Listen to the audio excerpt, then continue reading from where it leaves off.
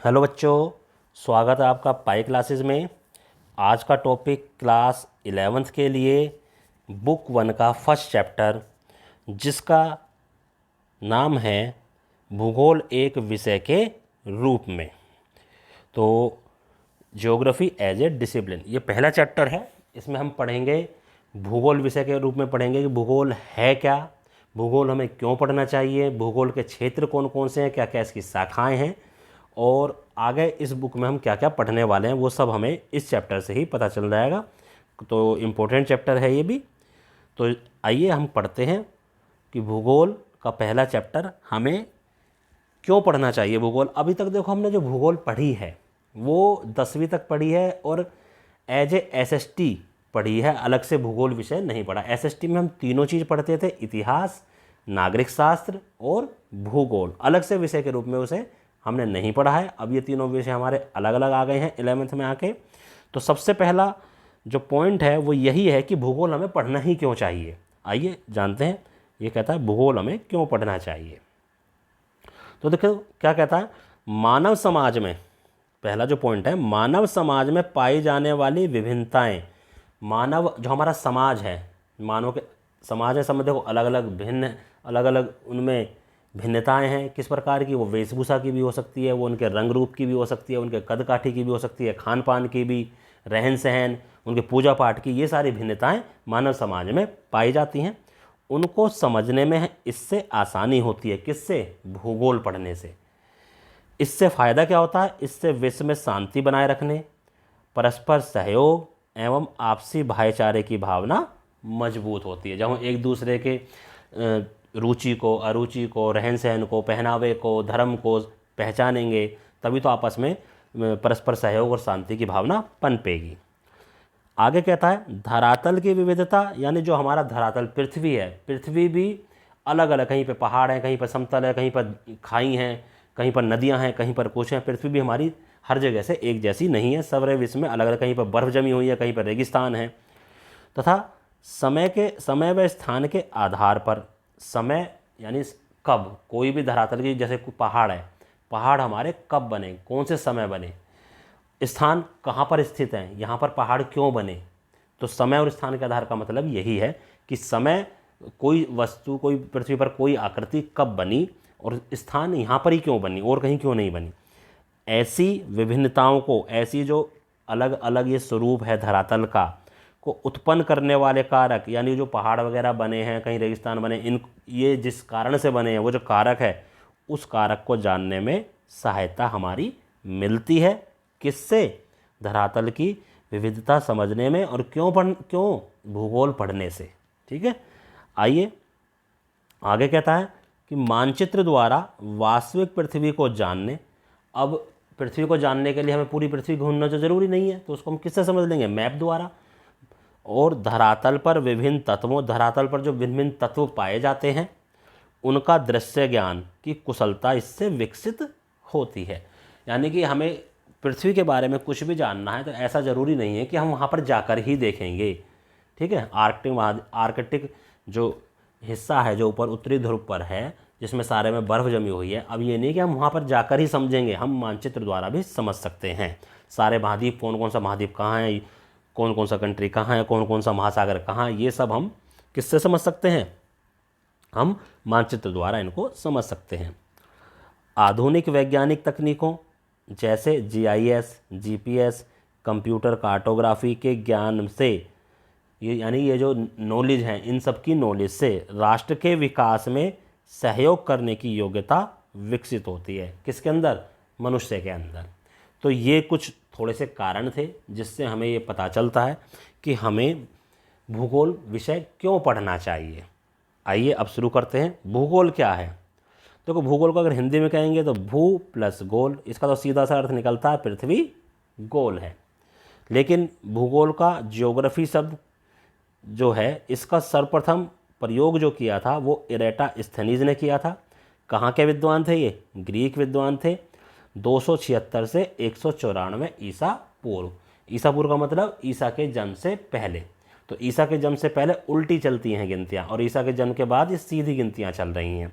हम जो हैं ईसा के जन्म के बाद के वर्ष 2021 में है, तो ईसा के जन्म से पहले वो पुराने माने जाते, तो वहाँ उल्टा पहले, यानी कि जैसे आज हम कहेंगे आज किसी का जन्म हुआ है, मान लो 1990 में उसका जन्म हुआ है, 2050 में मृत्यु हो गई है, तो हम क्या लिखेंगे कि 1990 से 2050, यानी बड़ी संख्या बाद में आएगी और पहली, यहाँ वहाँ उल्टा होता है, वहाँ बड़ी संख्या पहले आती है और छोटी संख्या बाद में आती है। तो ये ग्रीक विद्वान थे इरेटोस्थनीज, जिन्होंने ज्योग्राफी शब्द का सबसे पहले प्रयोग किया था। अब ज्योग्राफी, इसको दो पार्ट में ब्रेक कर दिया जाता है, एक तो जियो और एक ग्राफोस, दोनों ग्रीक वर्ड हैं। जियो का मतलब है पृथ्वी और इसका मतलब है वर्णन। तो ज्योग्राफी का मतलब क्या हुआ, पृथ्वी का वर्णन, यानी हम पृथ्वी का अध्ययन करेंगे, पृथ्वी का वर्णन करेंगे, पूरा पृथ्वी को समझेंगे कि पृथ्वी है क्या, ज्योग्राफी में कह दिया, अर्थात पृथ्वी का वर्णन। तो पृथ्वी को मानव के विकास या आवास के रूप में देखा गया है। जो पृथ्वी है हमारी, पृथ्वी को किसके आवास के रूप में देखा गया, मानव के। वैसे रहते तो और भी जीव जंतु हैं, लेकिन मुख्यतः जो है उसको मानव के आवास के रूप में ही देखा गया है। आगे कहते हैं विद्वान भूगोल को मानव के विकास के रूप में निवास के रूप में पृथ्वी का वर्णन, यानी भूगोल को क्या कहते हैं कि मानव के निवास के रूप में हमें पृथ्वी का वर्णन करना है, पृथ्वी का अध्ययन करना है मानव के निवास के रूप में, क्योंकि मानव जो रहता है पृथ्वी पर वो सबसे इम्पोर्टेंट जीव है जो उस पर रहता है। बाकी जीव जंतु और बहुत सारे हैं हमारे पास जो पृथ्वी पर रहते हैं, लेकिन सबसे मेन जो है भूगोल जो वर्णन करता है वो मानव के निवास के रूप में करता है। हेकेटियस को भूगोल का जनक के रूप में माना जाता है। देखो, भूगोल का सर्वप्रथम प्रयोग किसने करा शब्द का, वो इरेटोस्थनीज है, लेकिन हेकेटियस को भूगोल का जनक माना जाता है। आगे देखो, ये परिभाषाएं आ गई दो हमारी जो तुम्हारी बुक में दे रखे। एक तो रिचर्ड हार्टस्टोन क्या कहते हैं, भूगोल का जो उद्देश्य है धरातल की क्षेत्रीय भिन्नता, भूगोल का मेन धरातल की क्षेत्रीय भिन्नता कौन सी, वही धरातल, हमारा विश्व का जो धरातल है, जो हमारी पृथ्वी है, अलग अलग स्थान पर अलग अलग जैसी है, का वर्णन एवं व्याख्या करना। यानी जो धरातल की भिन्नताएं हैं, भिन्नताएं मतलब वही पहाड़, नदियाँ और वनस्पति, समतल मैदान, रेत के मैदान, ठीक है, उन सब का वर्णन और उनकी व्याख्या करना है। रिचर्ड हार्टस्टोन साहब कहते हैं ये बात।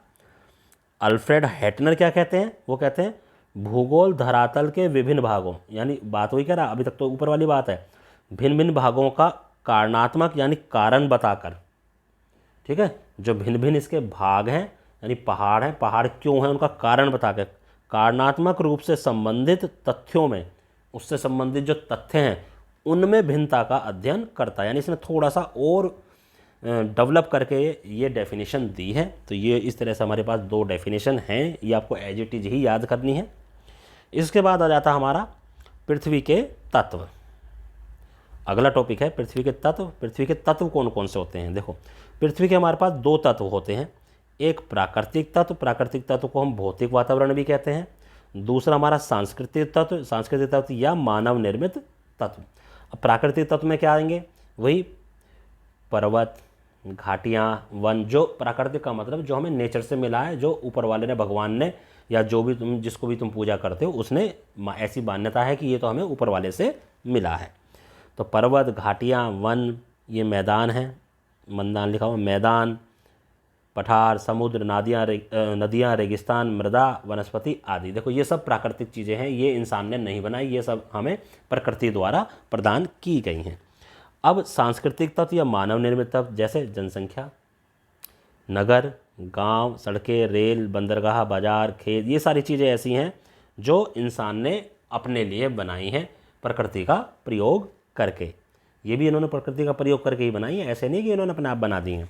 तो ये अलग अलग तत्व हैं, दो प्रकार के, भौतिक तत्व और मानव निर्मित तत्व, या प्राकृतिक या सांस्कृतिक, इस तरह से भी इनको हम कह सकते हैं।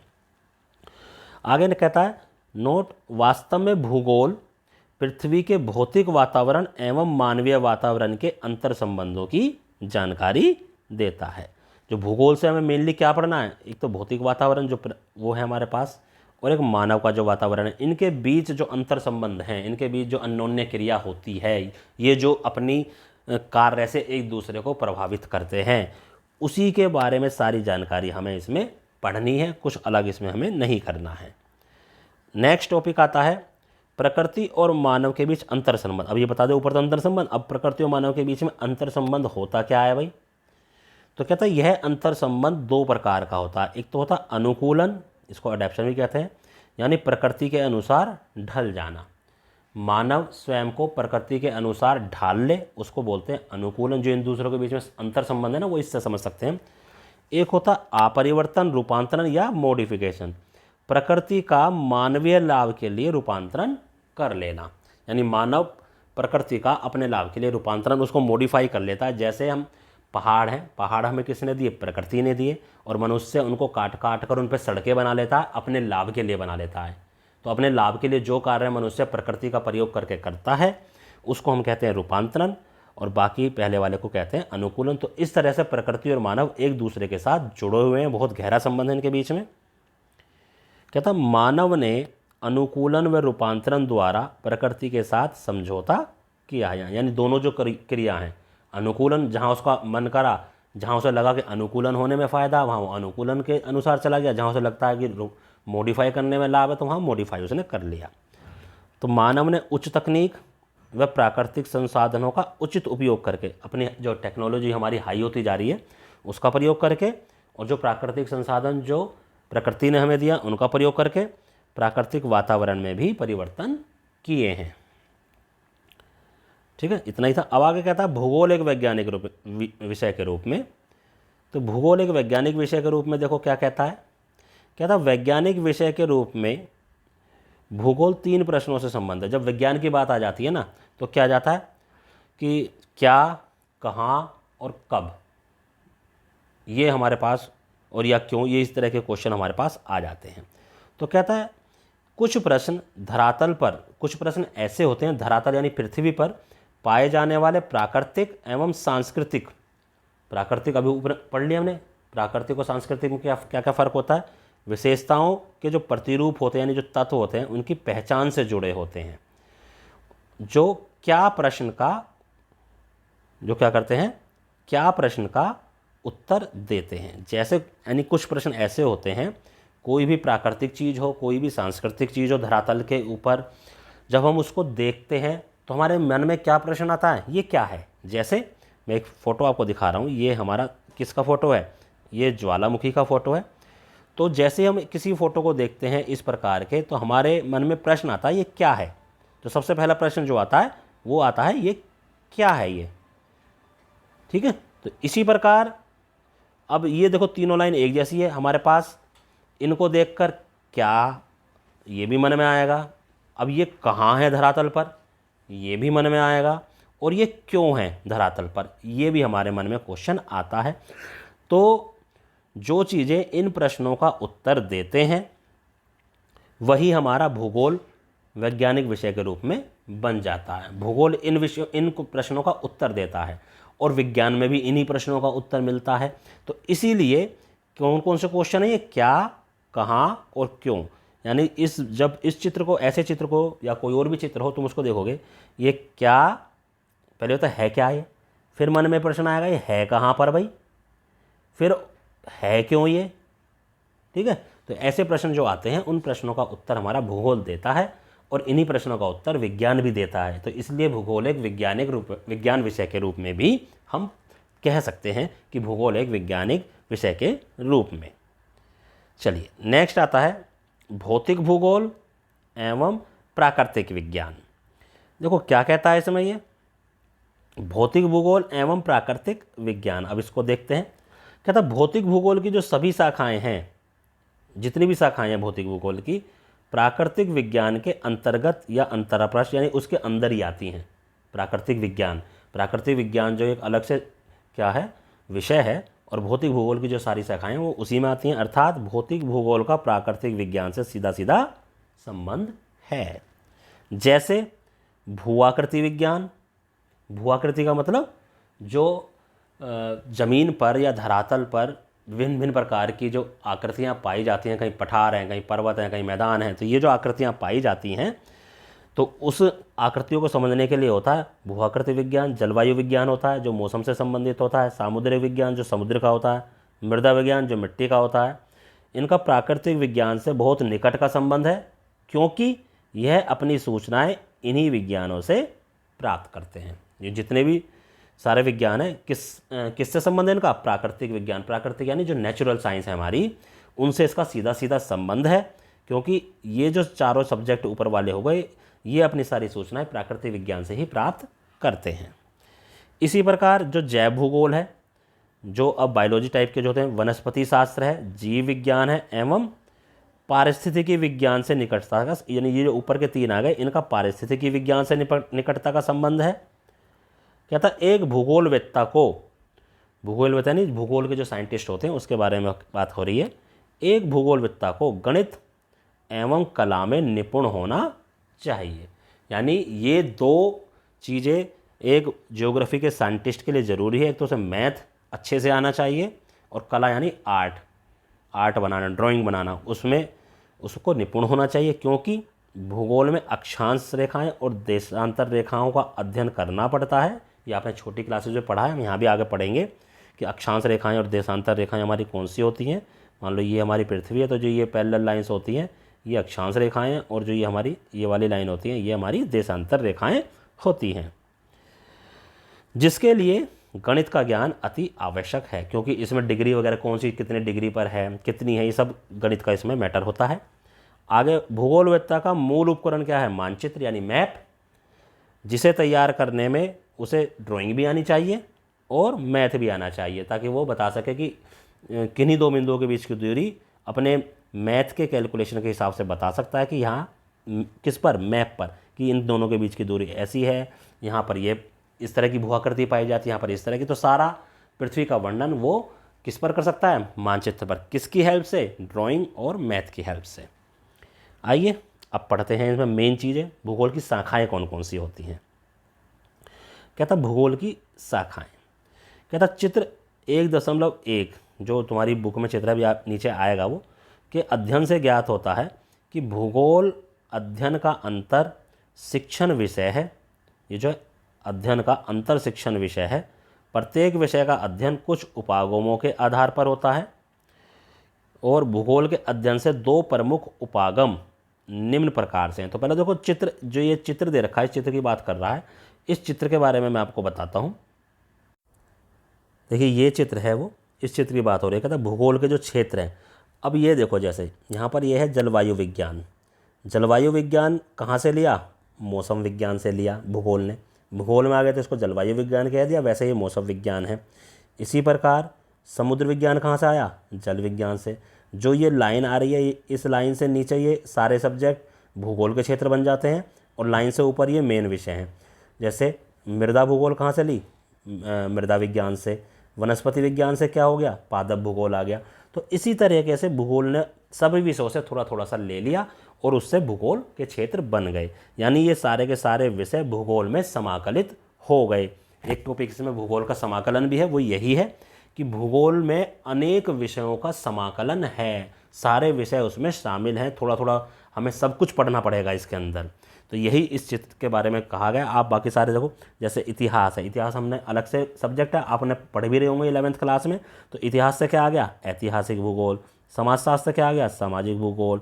राजनीतिक शास्त्र से क्या आ गया? राजनीतिक भूगोल। और ये तीनों सब्जेक्ट तो आप पढ़ोगे भी। समाजशास्त्र का मतलब सोशियोलॉजी है। तो सभी सब्जेक्टों से, ये 13-14 सब्जेक्ट हैं, इन सबसे थोड़ा थोड़ा निकाल कर इन्होंने क्या कर लिया? भूगोल एक विषय अलग से बन गया है। ये वो चित्र था जिसके बारे में भी हमने डिस्कस करा। आइए अब टॉपिक को कंटिन्यू करते हैं। अब ये जो टॉपिक है भूगोल की शाखाएं, अगर मैं इसको भी कवर करूं तो वीडियो बहुत ज़्यादा लंबी हो जाएगी। तो इस टॉपिक को और इससे बचे हुए बाद जो टॉपिक है हमारे पास इस चैप्टर के, उनको हम नेक्स्ट वीडियो में बनाएंगे, क्योंकि बहुत बड़ी जब वीडियो हो जाती है तो आप लोग देखना ज़्यादा पसंद नहीं करते हो। 15-20 मिनट की वीडियो काफ़ी होती है एक पार्ट बनाने के लिए। तो इस वीडियो को हम यहीं एंड करते हैं। इस वीडियो को आप बार बार देखिए, अच्छे से समझिए इस चैप्टर को। अभी आप नए नए 11th क्लास में आए हैं तो थोड़ा सा शुरुआत में आपको अजीब सा लगेगा, लेकिन धीरे धीरे जैसे जैसे 1-2 पार्ट होते चलेंगे फिर आपको इंटरेस्ट इसमें बनना शुरू हो जाएगा, क्योंकि ये सब कुछ आपसे रिलेटेड, आपके आसपास की वस्तुओं का ही इसमें हमने अध्ययन करना है। तो उम्मीद करता हूँ ये वीडियो आपको अच्छा लगा होगा। तो इसको आप लाइक कीजिए, शेयर कीजिए और अपने साथियों के बीच में बताइए इस बारे में, ताकि वो भी इसका लाभ ले सकें। धन्यवाद।